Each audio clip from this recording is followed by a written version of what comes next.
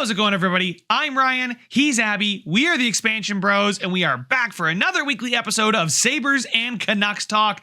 Thank you guys so much for joining us and helping us start your week off with some exciting talk about your favorite hockey teams. And those of you that are new, make sure to subscribe to the YouTube channel where you can get this podcast in video form.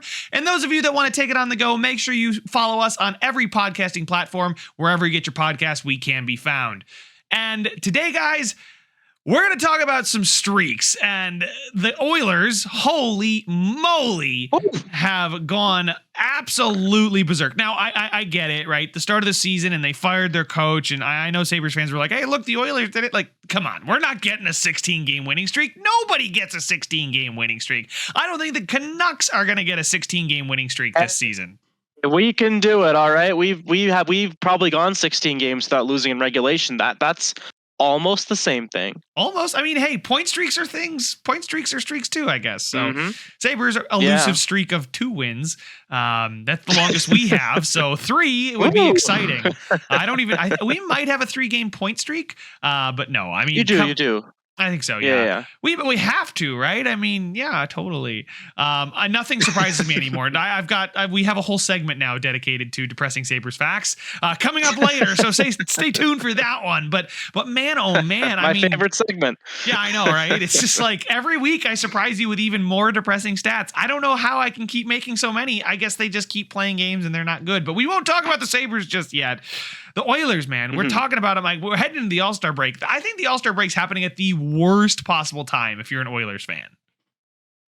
Yeah, I totally agree. As you mentioned, Oilers a very tumultuous start to the season. McDavid, Draisaitl, basically everyone not named Zach Hyman having an awful start to the season. And it's completely turned around. You've seen players like Evan Bouchard show off his real top 2 NHL defenseman potential, both in advanced stats as well as points. Obviously, McDavid and Draisaitl have come to life. Even their depth pieces, basically everyone not named Evander Kane is playing pretty well. Yeah, and with McDavid and Draisaitl, it's just a matter of time for those guys. But you know, we've seen elite players put up 100 points in a season and not have their teams win, right? So they can go off as much as they want, but to your point, it's the whole team. Like everybody showing up. Jack Campbell has really, no, I'm not. Jack Campbell has not. He still sucks. He's still not good. he's still a backup in the minors. That's who I meant. Stuart Skinner has really turned around his play lately, and I think it's a commitment to team defense too, right? So I'm not going to try and take it away from Skinner. I did just try and give it to Campbell, so maybe I am, but. To their credit, the whole team is playing better, and it's probably somewhat the coaching change, but I also think some of it was really bad luck to start the year. But hey, sometimes you need that kick in the pants, and the pucks go in, and all of a sudden you're rolling. Honestly, Woodcroft was a good coach. I honestly didn't even think they should fire him, but whatever this new guy's doing, I think a lot of the credit also should go to Paul Coffey, who's had a major impact on the defense. And to what you're saying, right? We should give Stuart Skinner his flowers. I think he started off the year with either a -5 or a -7 goals saved above expected. And since that stretch, he's had a 12 goals saved above expected. So he's getting up to like Demko and Connor Ingram, I think it is, are leading the league numbers. Like he's getting up there really fast. And I think at 22 goals saved above expected, Demko at 18, and Connor Ingram at 14.5, like we all predicted. Yes, obviously, all of us were saying Connor Ingram and the Arizona Coyotes are going to be brilliant this year. That's a funny thing. Not even the goal you would think. Not even Vejmelka. Yeah, right? Everyone's like Vejmelka. Hey, listen, I'm going to go out and say I thought Arizona was going to be decent. I thought they were going to be just above 500, so I can take some credit for that. But to think that they would have a top 5 goaltender and it wasn't going to be Vejmelka, absolutely not in my foresight. I'd be asking why they traded Clayton Keller and a first-round pick for Sorokin, but no, they got it in-house. Good for them.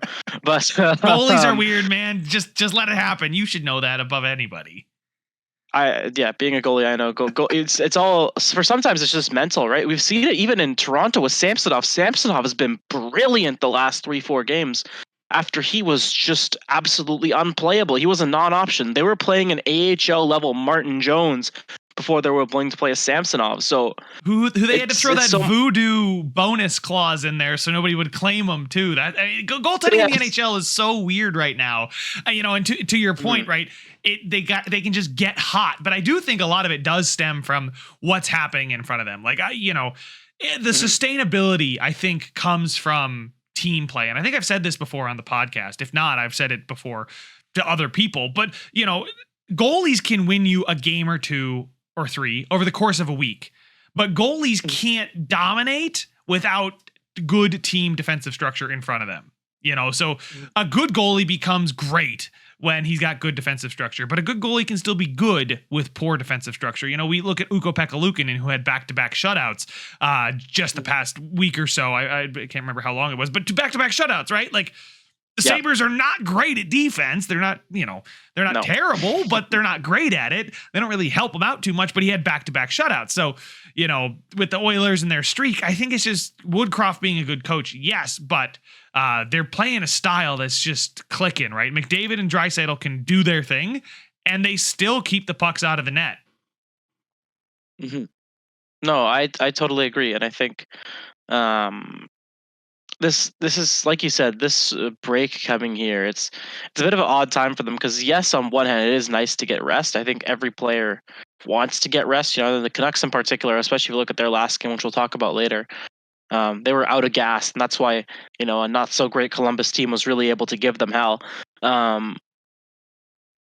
But there is something to be said about losing momentum, and right now everything is firing on all cylinders. Bloody 8-point Sam Gagner, Right. He joined the team randomly, and like his first game, he scored 2 goals. And I know that was before this winning streak, but all those little players, all those little additions, everybody's playing well.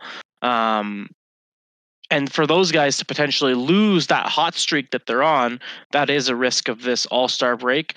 Also, it has to be said, and this is one of the reasons perhaps that we don't see people in the Olympics anymore. There's always the risk of injury at All-Star Weekend. I know they play it pretty safe and all that. It's 3-on-3, but you never know what's going to happen. You take a shot off the leg and you're out for a couple weeks, and then all of a sudden your mojo's gone. Well, the one that scares me, the one that scares me is if I'm one of the couple guys that are participating in the fastest skater. You lose an edge. You're moving as fast as you can in that event, right? You're going like 20 some miles per hour. You lose an edge, you slide into those boards.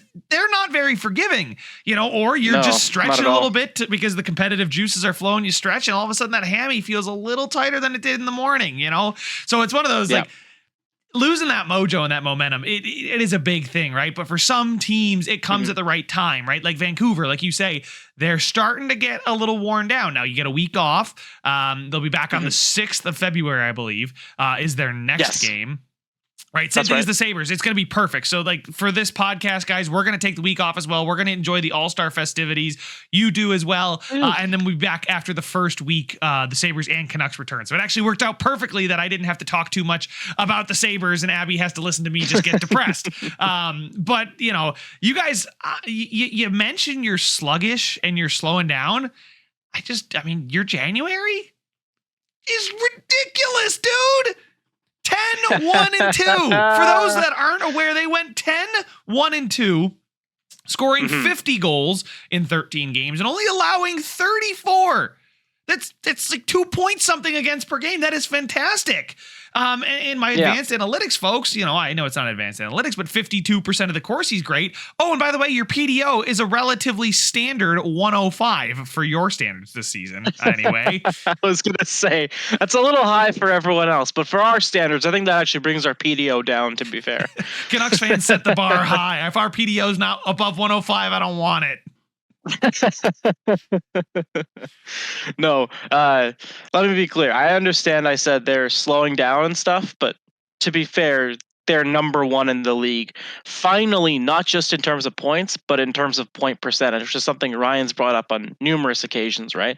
Me and others. And others. Sorry, not to throw you under the bus or anything, but is there's the games at hand, other teams will catch up, but now the games at hand are there and no one can catch up. Well, I shouldn't say no one can catch up, but based on the stoppage we're at right now, no one will catch the Canucks before All-Star Weekend. So the Canucks are number 1 in the league in points and tied with the Bruins for points percentage. I think they have the tiebreaker, so they're just straight up number 1. Yeah, they got more which regulation is very wins. exciting. And I think for a lot of this season, they had more games played than other teams, which yes, inflated their points a little bit, but also it has real human tax of you're playing more games. Vancouver, I think, has the most miles they have to travel or kilometers throughout the season via air travel. And when you're playing so many games, it's a lot easier for the Canucks in particular to run out of gas than, say, it is someone who has a little bit more of a lighter travel schedule. And you could kind of tell in some of these games, the Canucks are still winning games, right? Because just straight up, they are one of the best teams in the league. They have amazing depth, good Absolute D, wagon. pause, and two good goalies, right? So you're just going to win games. Even if you don't have the best analytics for that game, or you don't take the most shots, or you don't have the high danger chances, sometimes you're just going to skill yourself into a win. Or sometimes, like a team like this also has really good sheer will and good coaching, and sometimes those are two other things that can just will your way into a win. But you could really tell in the St. Louis game, and especially in the Columbus game, that they were tired. They were gassed, and it took them a while to get into that Columbus game.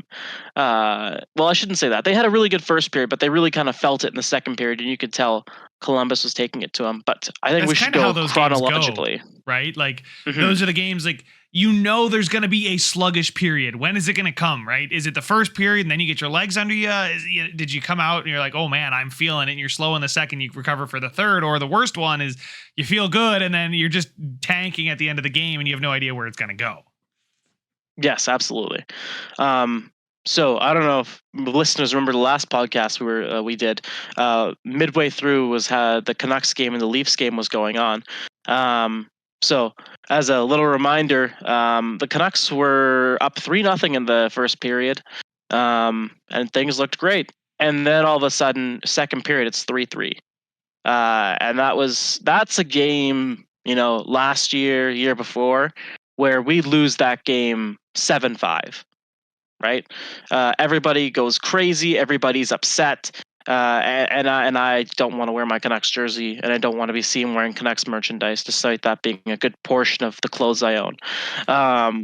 But this year is a different Canucks team. They got a goal near the end of the second period, and then even after Mitch Marner scored, I think it was a shorthanded goal in the third period, the Canucks stayed calm. I think it was Coach Tocchet who said that Miller in particular was like, "It's all right, guys, let's go get one." And in fact, they went and got two. It was a really good game for Connor Garland, who, especially in those early couple goals, had one in front of the net, I remember.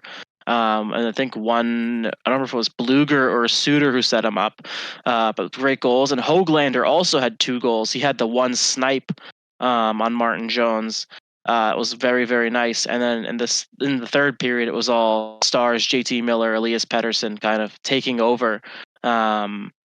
And Demko, despite letting in 4 goals, faced 46 shots and ended with a .913 save percentage. So it's not usual that you let in 4 goals and people can still see you played pretty well. So I would say overall, it was a game where the Canucks definitely lost their edge there in that second period. But overall, the difference between this team and past teams in a game like this, composure, and the Canucks kept their composure even when they had 3 straight goals scored against them, and were really able to fight and make sure that they took control of this game. And what they happened got at the end? Speaking of keeping your composure, I just pulled up Money Puck. I'm like, I didn't get a chance to watch this game and whatnot. What the heck did you guys do in the third period? I see just a bunch of ref icons, and there's like, I checked now the box score, and like from the 10th minute on, there's there's 2, 4, 6, 8, 10 total penalties, 8 of which I think went against the Canucks. Like what happened in there? It was a chippy game for sure. It always is when it's Leafs versus Canucks, because there is that kind of, especially when it takes place in Vancouver, we kind of get flooded with Leafs fans. They go so there is that everywhere, level of I know exactly. what you mean. It's I feel bad for you guys. You guys are actually in close proximity too, so you have actual live Torontonians who are, I don't know, I can't tell who's worse. Someone who's not from Toronto who's a Leafs fan, or someone from Toronto. Those are both 2 groups of garbage people. Just kidding. Just kidding, Leafs fans. Leave a like. They just have garbage taste comments. in hockey teams. Yes. Yes. Good taste in basketball, bad taste in hockey. There you go. But But yeah, it always gets chippy, and like we have like hotheads, right? We have bigger players as well. Myers, Sutter? Zadorov, Miller, who can get pissed off, right? And so sometimes games do break down like that where we're taking a lot of penalties. I recall Riley got into it a bit. A couple other players in the Leafs, Tavares. Yarn Crook. Yeah, I'm just honestly every time I see that, I'm just hoping no one gets injured on our side. Absolutely. Right now, staying healthy is probably priority number one. Back to your point about the points percentage and the fact that you guys are officially number one after this stretch. And, I look at it and I bring up points percentage because it is going to matter at some point, right? Like, yes, you've got the most points, but if you don't have the best points percentage, really, you're not number one in the standings, right? Because everyone's going to play 82 eventually, right? And you look at it, and the difference right now.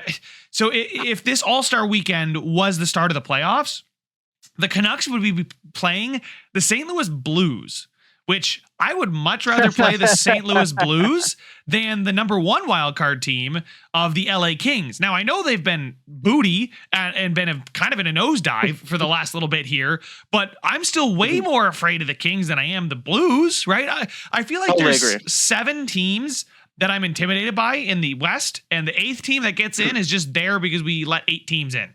So to get the 1 seed and to face that last team in, right, who they may be the worst team to make the playoffs, looking at the complete structure, the complete league right now, right?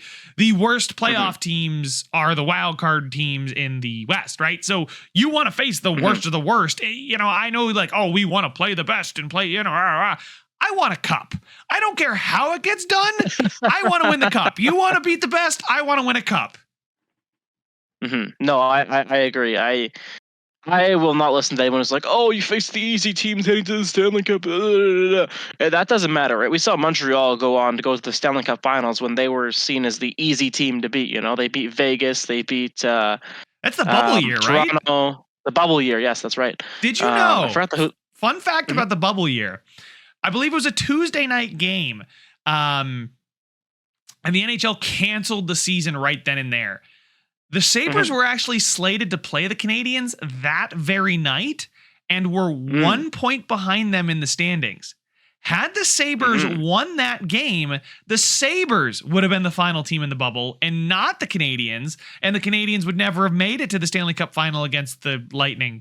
Weirdest sentence ever. But just some fun fact. And the Sabres would have gone all the way, and they would have won the Stanley Cup, and then everybody would have said, "Go Sabres, go!" Yeah, I'm not saying that, but it's just like, what if the Sabres are the last team in there, and what if they win the first round?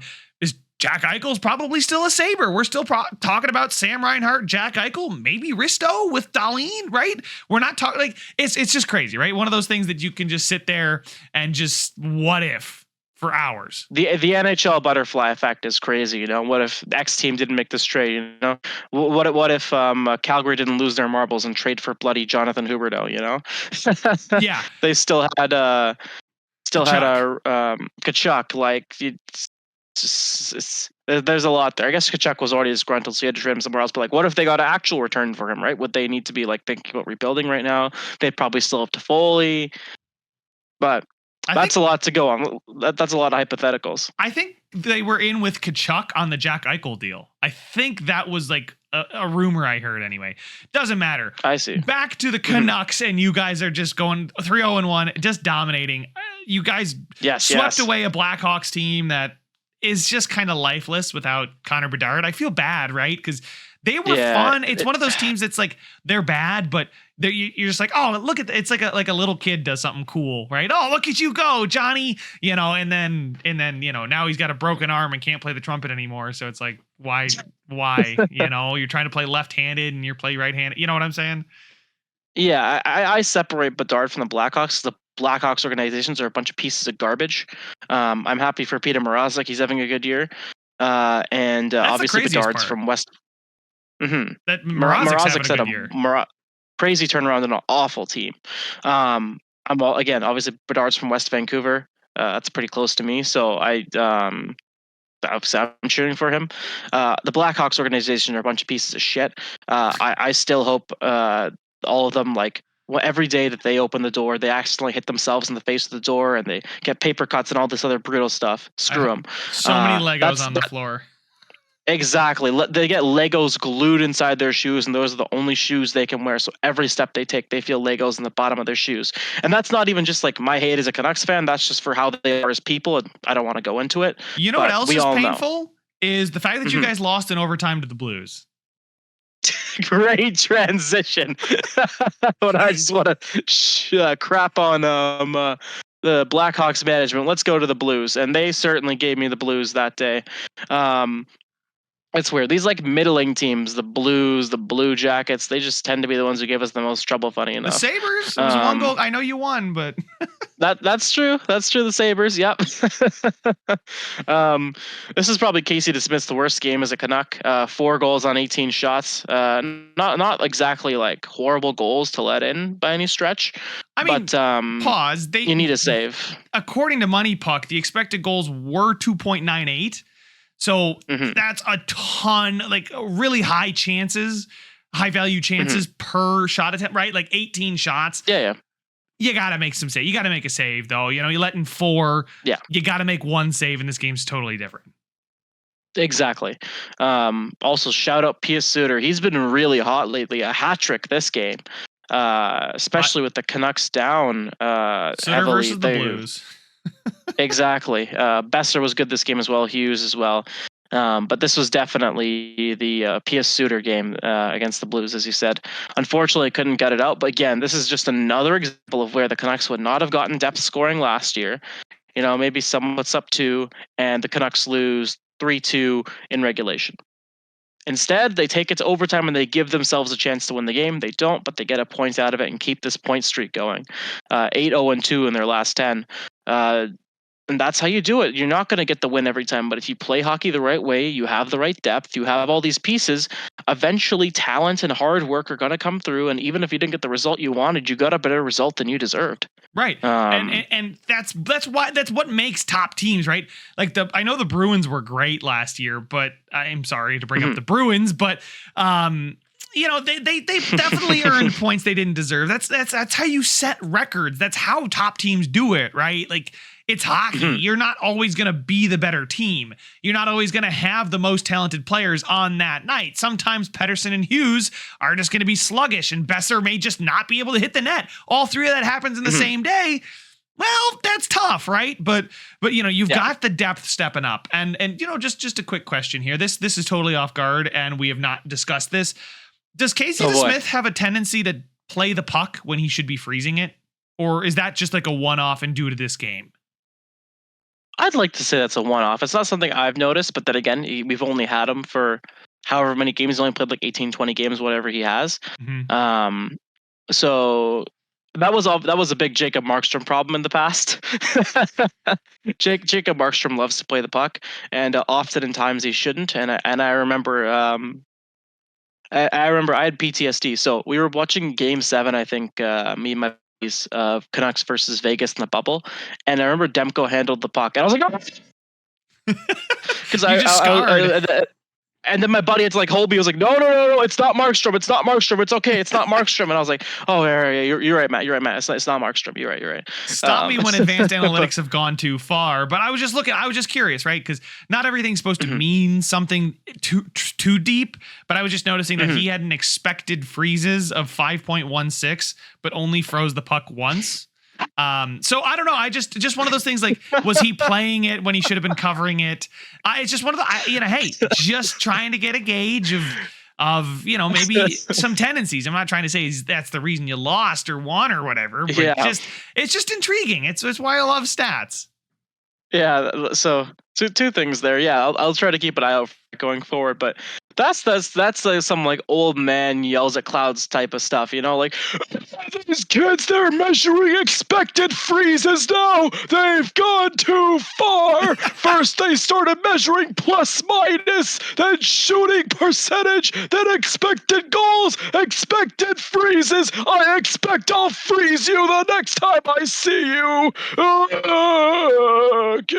Kids. he's not using a voice changer, ladies and gentlemen. If you're listening, that was my old man him. voice. All right. Yeah.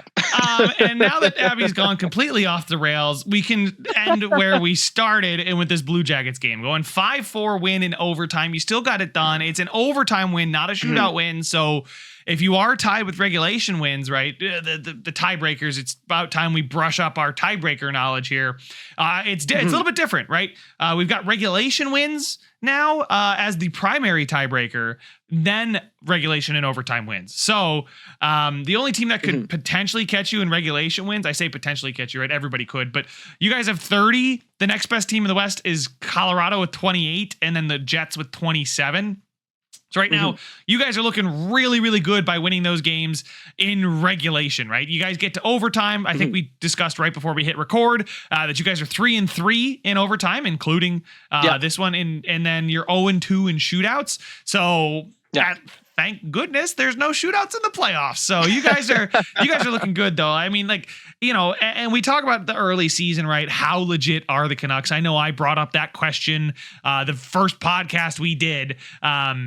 You know, I'm like, I know you're good. You're doing great. It's December. I've seen collapses bigger than the one you could have. So you're very familiar with those. Absolutely.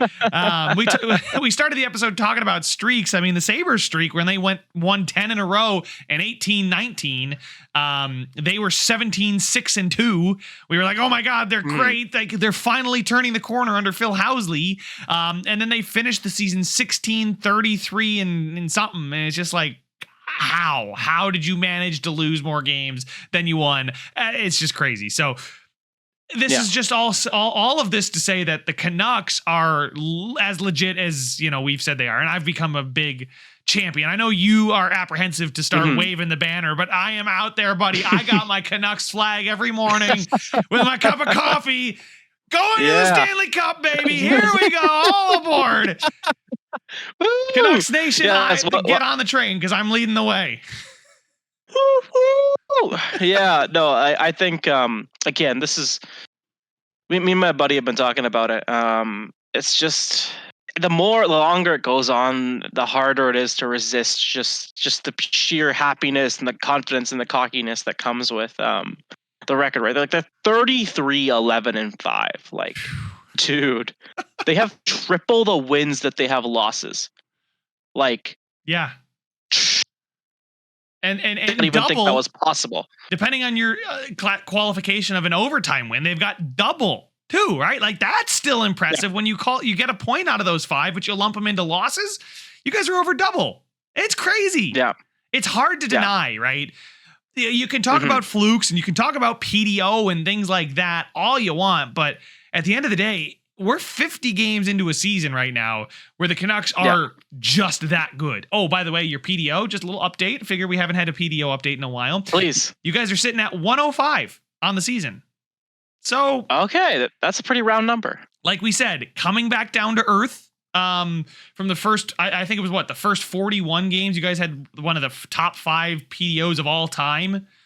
Yeah. So, I mean, it was 105.7. It's come down almost a full percentage point since then, which is kind of crazy, right? So, you guys, you can see, you talk about getting tired and you know, the legs aren't going. Some of that is the puck's not bouncing perfectly every time, and the goalies aren't making the saves. Hello, Casey DeSmith. But you guys are still finding ways to win, and that's the thing, right? You guys are regressing away from a statistical anomaly and just becoming a top team, which gives me even more reason to buy in. The numbers guy who just literally 2 minutes ago mentioned expected freezes.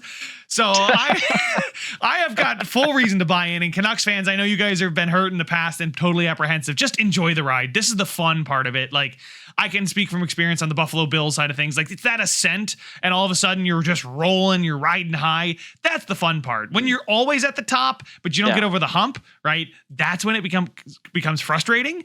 So enjoy the ride up the mountain, because when you're at the top and everyone's gunning for you and everyone on Twitter hates you for whatever reason, like, you just say, hey, I'm a Canucks fan, and somebody's like, F you, and you're like, why? And you're just like, I don't know, right? Like, that'll just start happening, but enjoy it while you got it, man, because nobody hates the Sabres. Yeah. Yeah, no, I'm enjoying the ride now. That's for sure. Sorry, we should definitely get on this last game here. It started off very good for the Canucks. The first period was definitely a Canucks dominated game, but they just weren't able to put the puck in the back of net, plain and simple. Second period didn't start so well for the Canucks. They gave up the shorthanded goal and then give up another one. They're down 2-0, but luckily here comes Brock Besser, man who's got 30 goals for the first time in his career. And it's the All-Star break. It's the All-Star break, exactly. Not even at the trade deadline yet, so that he obviously should hopefully hit 40, maybe even a little more than that. So that's and honestly could not happen to a nicer guy like Brock. Brock's went through so much over the last couple of years, and so for him to finally be able to kind of be able to focus on hockey this year, I know we've talked about it before, but this just couldn't have happened to a nicer guy. So I'm very glad for him.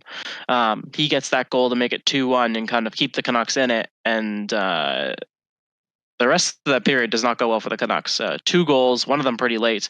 So they're down 4-1 in this at the end of the second. And again, this is a game where it's the last game before the All-Star break. It's so easy to just crumble and be like, oh, whatever, it's fine. We're gonna go take a break. We'll get it back after. But not this Canucks team. Not this one.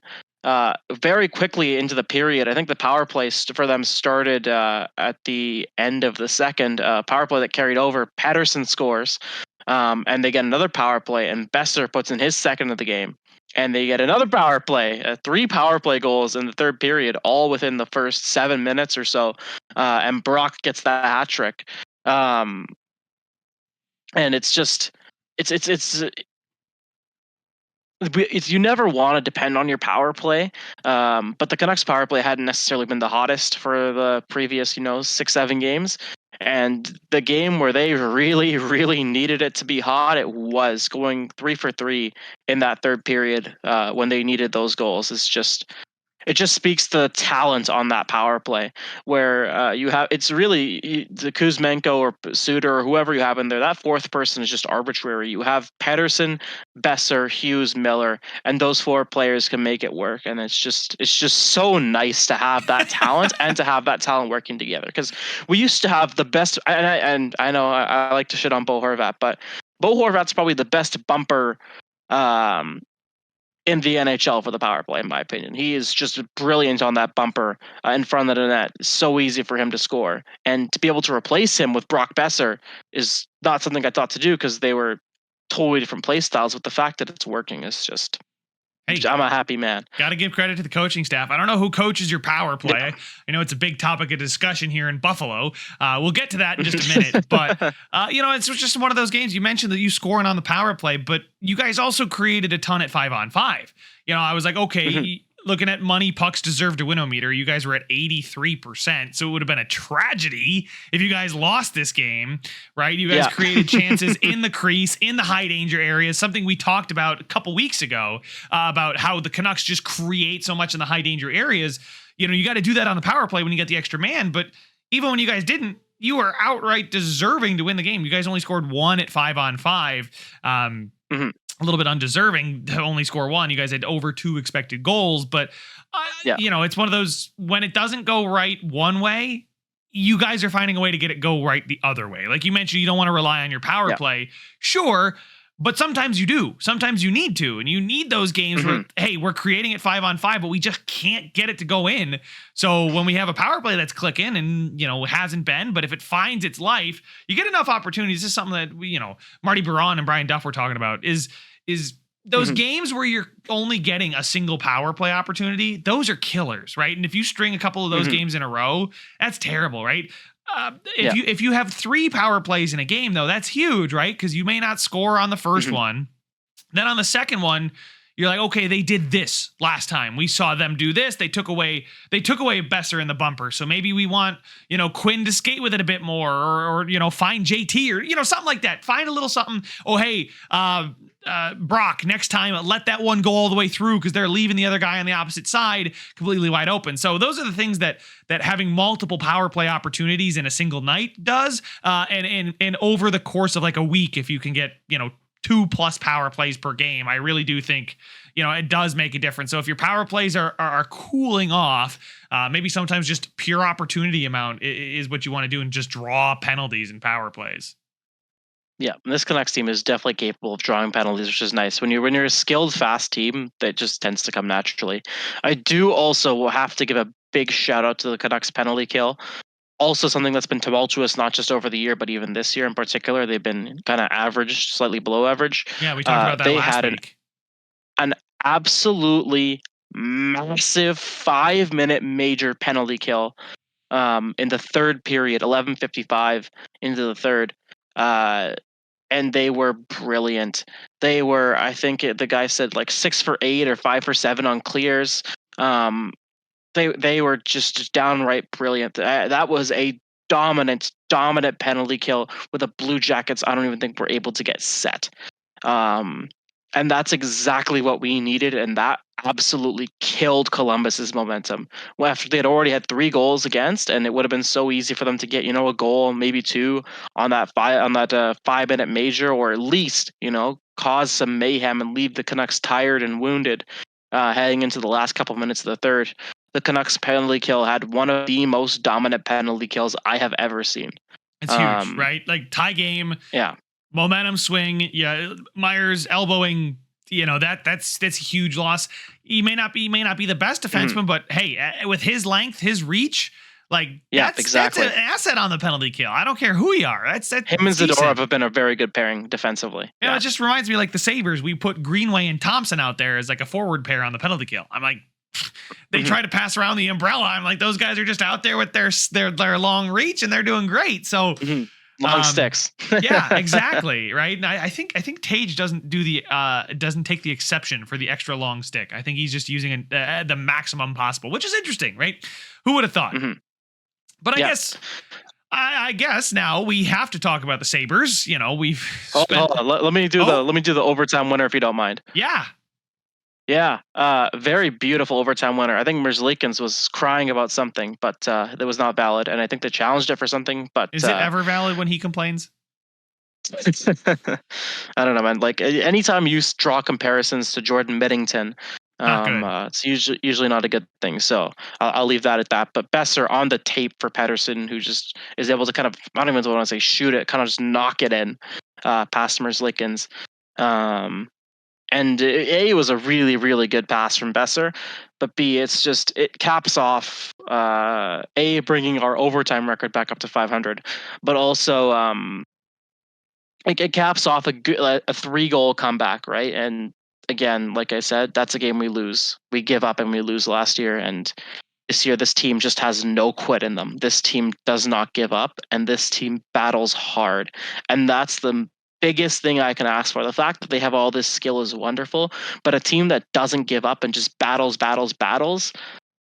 it's just so wonderful to watch. Hey, I know this stat off the top of my head, but you guys are 2-0 when Elias Pettersson scores in overtime. So,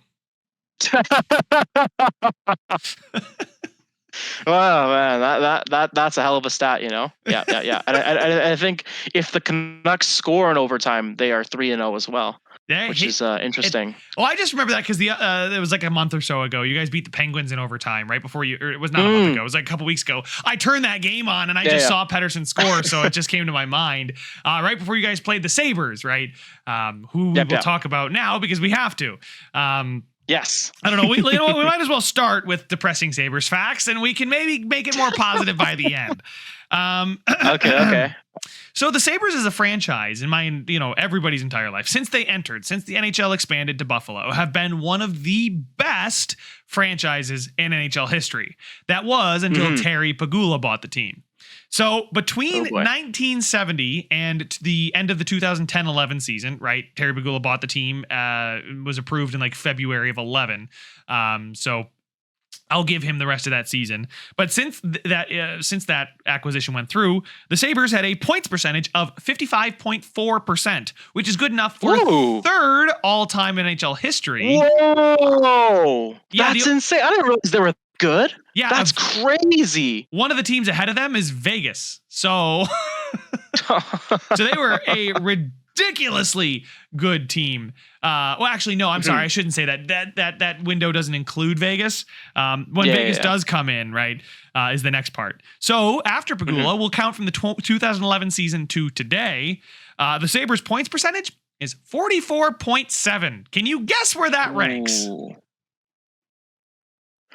See, that's interesting because I was gonna say if you hadn't told me any of those numbers and you asked me to put where the Sabres were per point percentage wise in the league, I would have guessed like 20th.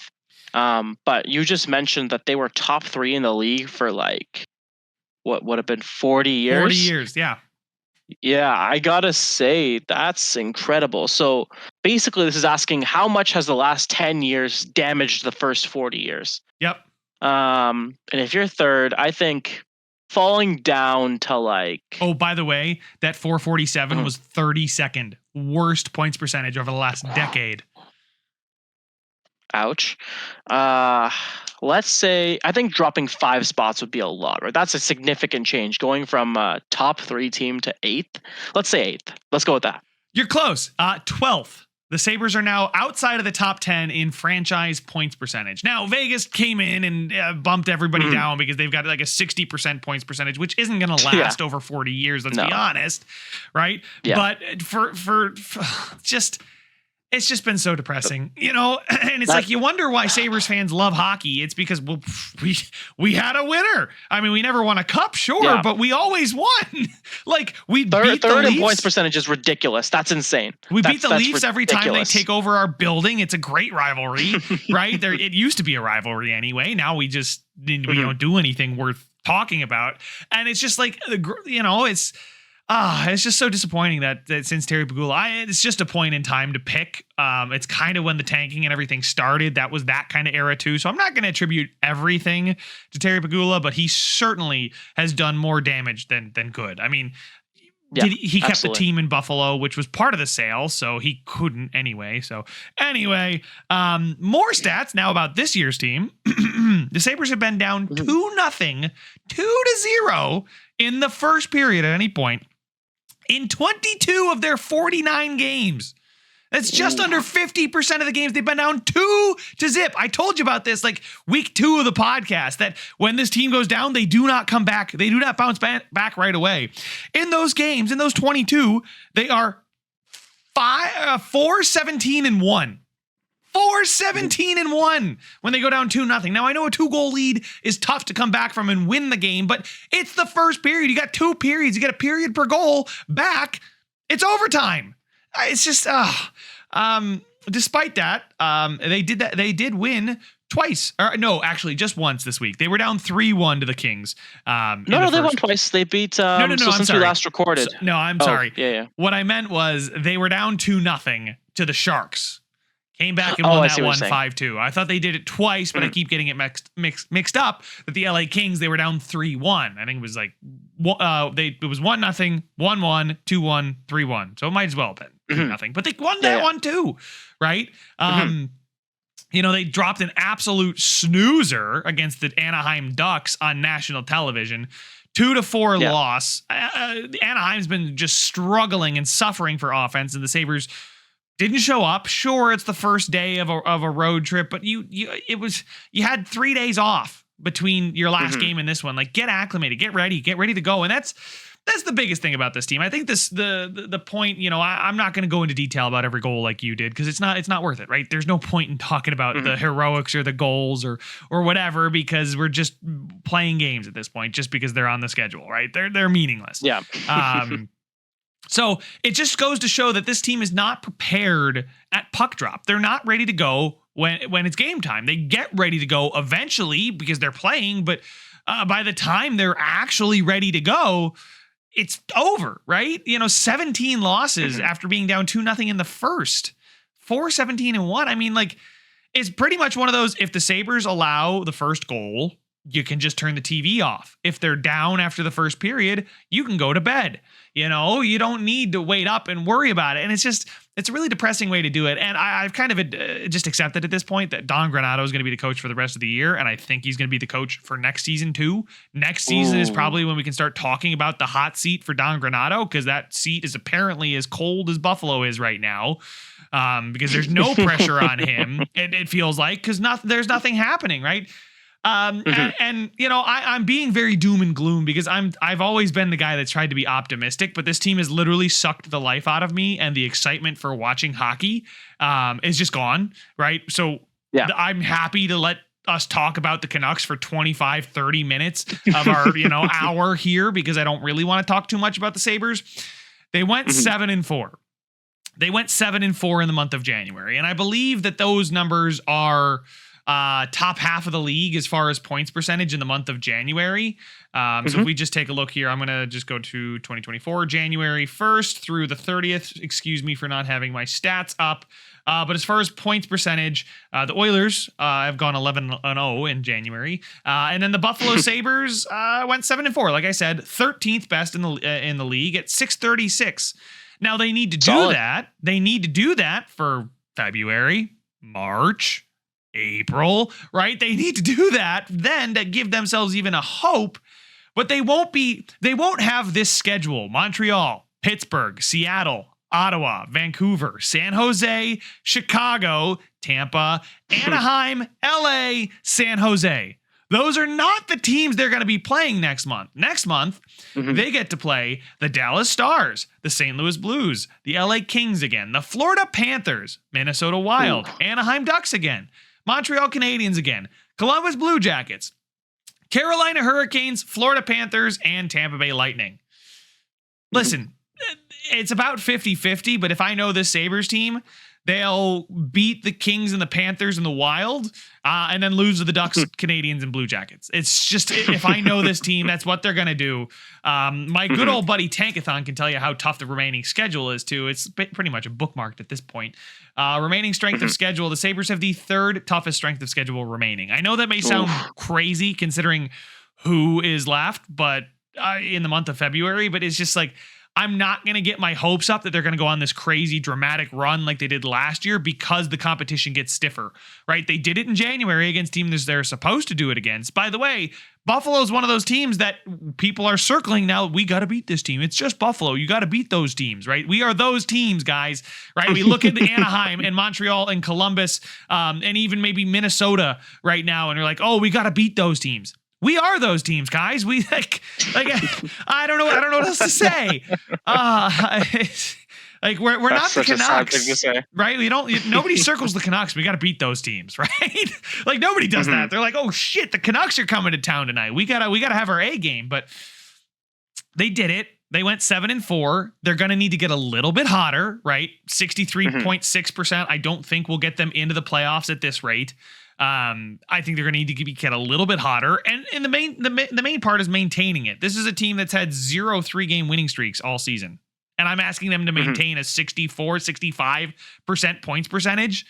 Like maybe 2-0-1 every 3. Cool, that'd be great, right? 5 out of 6 points is crazy. I mean, I guess I guess they could go 1-1 as long as no, they'd have to win 2 in a row at some point, right? So win, loss, win, win, loss, win, win, loss, win. That's the only way we could not have a 3-game winning streak and somehow make the playoffs, right? Because that's 67%. But they did it, and I'm proud of them. Good job, guys. You're collecting your millions of dollars of paychecks, and you're doing what was expected of you back in October. I'm not a sympathy for this team at this point, right? They dug themselves this hole. They lost all the goodwill they had. And, I'm not getting analytic-y here. I'm still being a little bit more emotional. But this team has lost those benefit of the doubt losses, right? You talk about, they look sluggish, but it's all right. They lost, but I would have liked to see a little bit better performance, but it's okay. No loss is okay at this point, right? Unless you dominate a team and just get unlucky, right? No, the Sabres don't have that same luxury to say, oh, well, I was like Tampa Bay. I talked about it the last time. They don't have the benefit of the doubt right now to say that was a good game. You lost it. Those can't happen. And it's hockey. Those are gonna happen. And you just dug yourself this hole, left yourself such little wiggle room, and you need everything to align, and it never does, right? So I just, for this team to make the playoffs, I know I said I was going to stop talking about it in February. We're not there yet. But by February, I'm probably going to be done talking about the playoffs, unless before our next episode, we can rattle off wins against the Stars or Blues. I mean, hell, if we beat the Stars, does it really count as a 3-game winning streak when you get a 10-day break in between? Absolutely, it does. Of course, it does. Of course, it does. I'm No, not giving it to him. It's a new start of the season. Start the streak over. No. I was gonna say when you were done your little rant there. If the Sabres win the next game, they'll have their first 3-game winning streak of the year, and I think looking at the playoff standings right now, I believe it's the Wings that have the second wild card, and the Sabres, same number of games played, they are 9 points behind them, which is a decent amount, but it's not like impossible, And I certainly don't want to get Sabres fans' hopes up. That's the last thing you guys need. That's impossible. You can't do that. You could not do that right now. You're definitely within striking distance. If for and I think you'd be furious, but if the Sabres added at the deadline, they could definitely make a run. I wouldn't be furious just because they'd be showing a pulse. Hello? Right? That's true. We've done nothing all season besides add Eric Robinson for future considerations. Ooh, that's a spicy one right there. Future considerations. He's played for every team. Probably a Hall of Famer. I liked him. I do like Eric Robinson. I do. As a fourth liner, he's fast. He hustles. He goes to the front of the net. He's like one of the only guys that does. Don't worry, it'll be coached out of him in about another month, and then he will stop doing that. But you mentioned that we're behind the Wings by 9 points, but you look at all the teams. We got to jump the Capitals, the Devils, the Penguins, and the Islanders. And the only team that doesn't have games in hand on the Sabres is the Islanders, and they're 4 points ahead of us. So, at this point, the Sabres are destined for another. They're going to pick 12th or 10th or 9th or something, right? They're going to be in that middle range, and that's not really an improvement to me over obviously last season where they were 1 point away. I could understand if the puck wasn't bouncing their way and they were playing better, and they technically are at 5-on-5. I will give them that, but as on the whole, it's so depressing because they lost the goodwill. Right? Last season Sabres, they were for the first half of the season, then they came on in the second half, and it got exciting. Right? Nobody was upset when they made the playoffs. They're like, finally, they showed some signs of life and some positive momentum. Right? And you just sucked it away. And if you do it again. Fool me once, shame on you. Fool me twice, shame on me, right? That kind of. So the Sabres, though, they are playing better at 5-on-5. They have the goal share at 5-on-5 this season. I believe is above 50%, which means they are scoring more goals at 5-on-5 than their opponents, which is great because last season they were below 50%.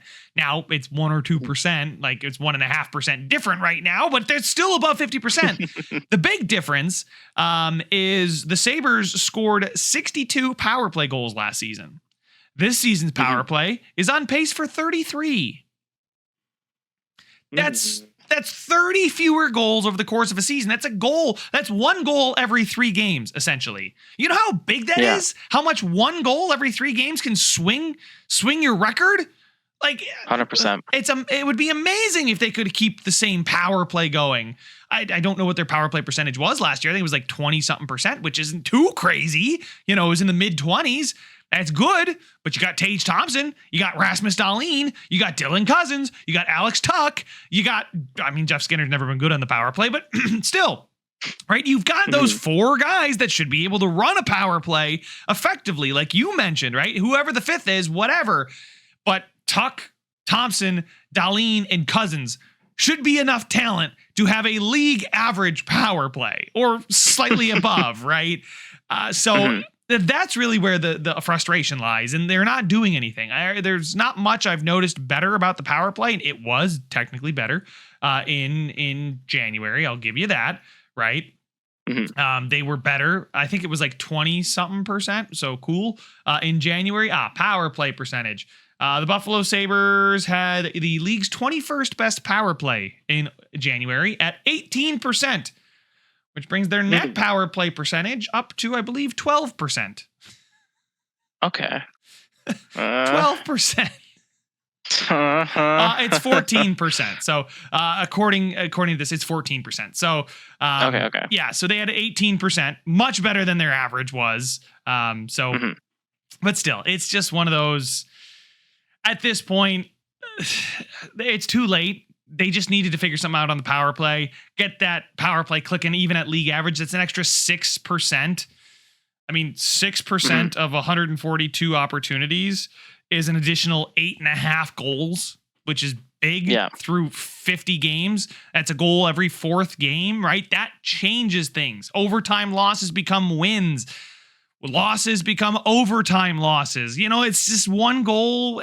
It can change a lot. So listen, I'm not talking about too many specifics. I just came on to just kind of say that there's a couple of interesting tidbits.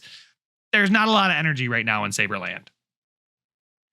Yeah, and honestly, that's totally fair. We'll look at things to look forward to. Obviously, Dahlin will be in the All-Star game, and you have the trade deadline and the draft. But right now, unless the Sabres can, start to string together these 4-game winning streaks. That's what we're asking. It's the minimum, dude. Come on. Unless they can to string those together, which they haven't done so far. How do you get to the All-Star break without winning 3 in a row? I swear to God, I'm sure the Sharks have 12 wins. They've probably strung 3 together at some point. Yeah, by accident for sure. Because it does not feel like they're trying to win. But yeah, you have to start stringing wins together. 7 and 4, honestly, like. I know we talked about the Sabres. I think we wanted them to go 9 and 2. 7 and 4 is not horrible. But like Ryan said, the strength of schedule is tough. So they're going to have to also start beating good teams. You look at the teams. I think they beat maybe 2 good teams this month. Would you say, Ryan? Yeah, I'd say so. Maybe. Nothing too impressive. No great teams, right? We're going to need to steal points from like the you guys of the world, the Canucks, the Bruins, who are in our. I think we're done with the Bruins actually this season, but the good like Florida. We're going to see Florida a couple times, right? So yeah, I agree. You're going to have to beat all the teams you're supposed to, and some of the teams you're not. Yeah, and listen, just enjoy the All-Star weekend, Sabres fans. We'll be here for you, don't worry. Yeah. But speaking of All-Star weekend, I thought we'd have some fun. Cheer everybody up before we close out this podcast. In our third segment here, Abby and I are going to go head-to-head in a fantasy draft of the All-Stars. Those of you that are unaware, this year the NHL is going to bring back the celebrity draft. So it's a celebrity draft with the actual All-Star captains. So the All-Star teams are captained by Matthews and Riley with the celebrity guest of Jay Beebs. We've got Connor McDavid and Draisaitl, celebrity captain Will Arnett. Nathan McKinnon and Cale Makar with Tate McRae. And then Quinn Hughes and Elias Pettersson. It was supposed to be Quinn Hughes and Jack Hughes, but Jack Hughes is going to miss due to an injury. I would have loved to see the Hughes brothers, but Pettersson and Hughes is going to be fun, right? Canucks fans versus Colorado fans versus so basically it's Leafs fans. It's 3 Canadian teams versus go Team McKinnon. I'm taking Team McKinnon because it's the only American team out there. I know they're both Canadian, right? So what does it matter? But it's the only team in the United States. The rest of them are Canadian teams with their captains. It's Leafs, Oilers, Avalanche, and Canucks. Anyway, they're going to be drafting a team from 44 All-Stars. I believe, though, it should be 36 All-Stars. So I think each team is going to get 9 picks. If I did my math in my head correctly, there's going to be 9 picks per team. And it's going to because each team already has 2 people, right? Yep. So with 44 players going, right, 12 final skaters as well as 1 from every team. So that makes 44 minus the 8. That are currently captains. That's 36. 4 teams. Your math is correct. Yep, thank you. So Abby and I are going to take turns drafting a team of 9 additional players, and we are each going to choose one of these teams. Team Matthews, Team McDavid, Team McKinnon, and Team Hughes. So Abby, I will give you the pick of your team because I have a slight guess of which one you're going to pick.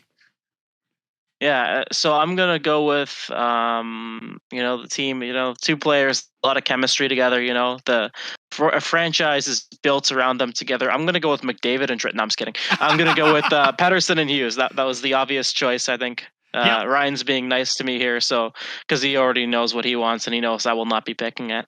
I don't know. I'm still sitting here. I'm looking at this. It's 3-on-3.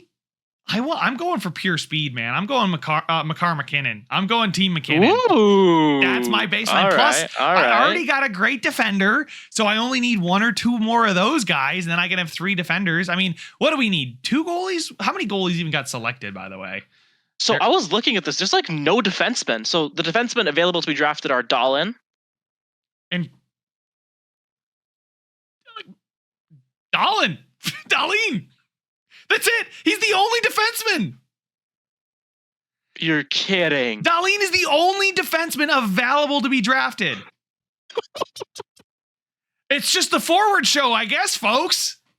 Because Riley and Makar are on their and Hughes are on their teams. That's incredible. So, also that's going to be hilarious if McDavid and Draisaitl in the draft don't take Dahlin. They're going to have no defensemen. I'm sorry. Are there only 4 defensemen at the All-Star game? Are you being for real right now? Makar, Riley, Dahlin, Hughes. That's it. There are 4 crazy defensemen at the NHL All-Stars game. That's insane. Why is Evan Bouchard not here? He didn't get voted in because they already had somebody. Weird, man. Because you Canucks fans had to send half your freaking team via the player vote. They all deserve to be there, okay? I don't know what you want me to say. Then send Hronek. Leave Pettersson at home. Send a defenseman. We should have said Hronek. Damn it, you're right. Anyway, let's get to the draft now. We've got our teams. Abby, I'm holding up a number at the camera. You can't see it, but the viewers at home can. Those of you on a podcast, I'm sorry. I will let you know, though, that on YouTube, you'll know I'm not cheating. Abby, pick a number, 1 or 2. Okay, sorry, question before. So we're taking 1 goalie or 2? Because there is a number of goalies. Let me just double check. We count this up before we start. I want to make sure we have everything 100%. So we'll take 2 goalies. 2 goalies, okay, gotcha. Gotta write it down. Yeah. Okay. Come on, it's not that big of a decision. Just 1 or 2. Let's go with a peace sign. 2. You're right. So you get first pick or second 2. Your choice. Sorry? You get the first pick or the second 2 picks because we're going to do a snake draft. Oh, we're doing snake draft. Okay. I will take the first pick. All right. All right. I'm on the clock. So we're starting. This team comes with a forward and a defenseman, just like Ryan's. And there's a lot of different things that would come into consideration here. I have to think about who would I want out there with Pettersson. You know, obviously there's certain players that would have natural chemistry, or I could just straight up go who. There's 4 options for you stealthy. Here. There's 4 options. You should be choosing from a list of 4 right now. I should be, but I don't think I will be. With my first overall pick, I'm proud to select from Russia and the Tampa Bay Lightning, Nikita Kucherov. Ooh, okay. Cooch. All right. Mm-hmm. Interesting. Oh man. So you now have Hughes, Pettersson, and Cooch. That's crazy, dude. Okay. Right? I get the next 2 picks.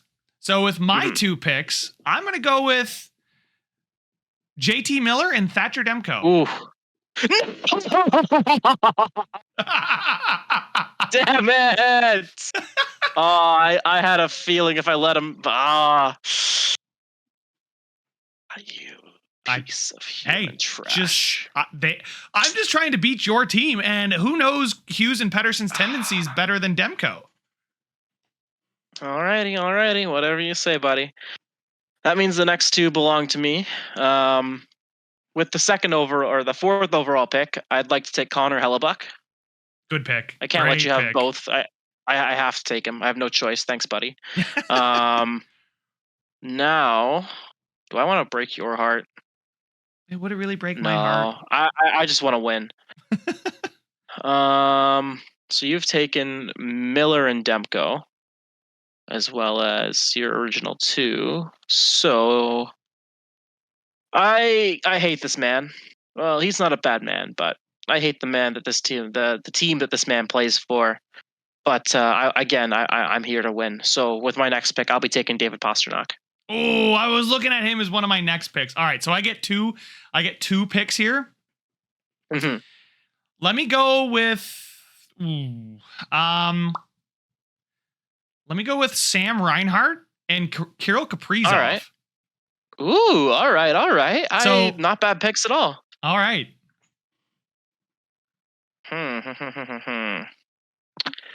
See, this is where we actually have to start going into the nitty gritty here. You gotta know puck. Gotta know puck. All right. Speaking of someone who will have chemistry with Petey, I'm gonna take Brock Besser with my pick. The first one. Good pick. He's a good goal scorer. We have obviously Pasternak and Kucherov, but why not have a rotation of wingers who will just absolutely rip it past you? And with my next pick, I think I'd like a playmaker. Yeah, I think I'd like a playmaker. So I am going to go with Mitch Marner. Ooh, that's a really good one. Okay. Thank you. I know exactly where I'm going with my next pick. I can't believe he's still on the board here. I'm going Sidney Crosby. Give me I was Sid the thinking about Kid. it. I know I said I wanted nothing but speed, but man, like, give me Crosby. And then, you know what? You just took Mitch, right? Give me Willie Nee. Good pick. That's He's a good having pick. a great series. He might be. If you let him drop to me, I was going to take him. That was a good pick. Yeah, he might be having the best year on the Leafs, and that is a very bold statement because Matthews has 40 at the All-Star break, but Nylander's having Matthews doesn't pass. Yeah. So remind me, who did you take with Kaprizov as well? I took Reinhart. Reinhart, yes, thank you. Also a very goal scorer right now. Okay. So right now we have taken 1, 2, 3, 4, 5 players. Yes. I have taken 8. Well, I've taken including the 2 captains. 6. I've taken 6. So yeah, you get 2. Yeah. Okay. See, I'm deciding. Oh. I would like to take the greatest Sabre of all time. The Sabre who deserved better than his organization. The Sabre who's better than the city of Buffalo in every way, shape, and form. I'd like to take Jack Eichel. He's injured, so good luck with that. Yeah, but I forgot about that. I built that up for nothing. I knew exactly. I didn't want to stop you because I wanted you to trip and fall. I see. I deserve that one. I was trying to be mean, and I've been chosen. This is why you choose kindness. No, in that case, I'm taking Rasmus Dahlin, just so you can't have him. I like that pick. It's a good pick. Well, I can't wait to hear your team at the very end of this. So the other thing is, right now I have 2 defensemen. Yep.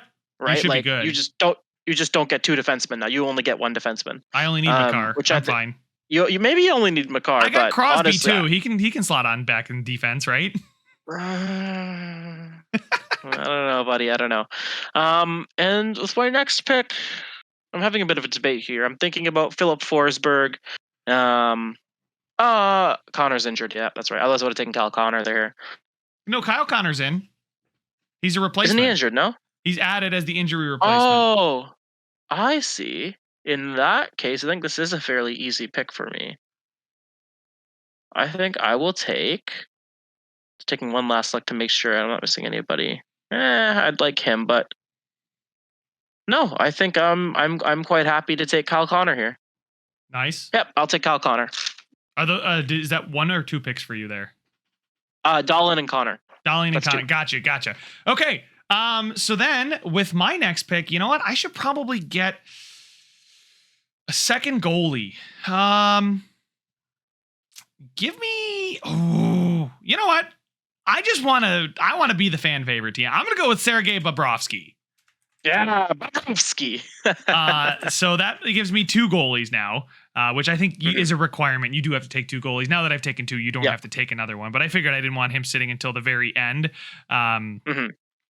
So I've got 1 more this round. Yeah, I think it's your last pick, actually. Is it my last pick? Because it's Snake. Do I already have? I have 9 on the roster. No, I should have 11. We should have 11. Right, because it's 9 picks on top of the 2 9 captains. additional. Yes. I see. Sorry. So I've got this pick, and then I should have 1 more after it. I see. So I'll get the last pick. I'll get Mr. Irrelevant. But as far as my next pick is concerned, give me. Let's go for some flair. Let's go for some fun. Let's go with some Matthew Barzal, baby. Okay. A little bit of sting there because he is from my hometown of Coquitlam, but that's actually not who I wanted, so I'm okay with that. All right.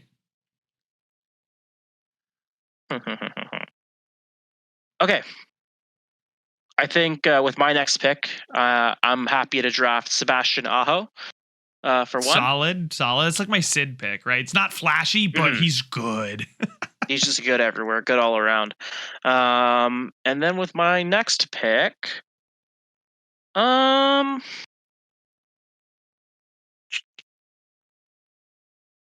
This should be I was your thinking last about pick. this one guy. Is it? No, hold on. Wait. 1, 2, 3, 4, 5, 6, 7, 8. Am I tripping? 1, 2, 3, 4, 5, 6, 7, 8. Did you count your 2 captains? Oh, 9, 10. Yes, you're right. So this is my last pick then, yeah? Yep. Oh, then it's as easy. I will take Jeremy Swayman. I was going to say, Swayman, I thought about him or Bobrovsky, but I already had Reinhardt, so I had to get Bobrovsky, right? Yep, no, that's fair. For my final pick, oh, man. Oh, who do I want? Do I want another goalie? No, I don't want another goalie. I'm kidding. Third goalie. Just somebody's out there skating for me. With exactly, have them out there player pads. This gets tough because there's so many players I could pick here. Oh man, it's just like where do I want to go here? I think what I will do is take. Oh, this guy's gonna be Mr. Irrelevant in the draft. I'm sure of it. I'm not taking him though. I will take. Give me a little bit of grit and sandpaper. Give me some Brady Tkachuk. Yeah, that's who I was thinking was taking with my last pick. Yeah, that's a good pick. I was gonna take Boone Jenner just for the memes, but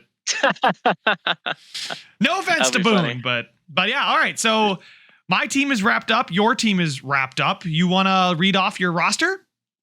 Yes, if I can read it, hopefully I can. So obviously we were starting off with Captain Petey and Hughes, along with Michael Bublé, who personally I think will be the best celebrity. Additionally, we got Nikita Kucherov, Connor Hellebuck, David Pastrnak, Brock Besser, Mitch Marner, Rasmus Dahlin, Kyle Connor, Sebastian Aho, and Jeremy Swayman.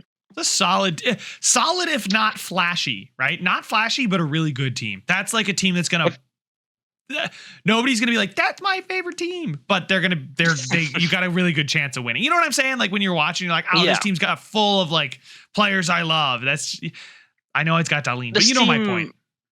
This team has a lot of players who know their roles, right? I got a designated playmaker in Marner, kind of the hybrid in Pastrnak. You got Kucherov and Besser to score goals.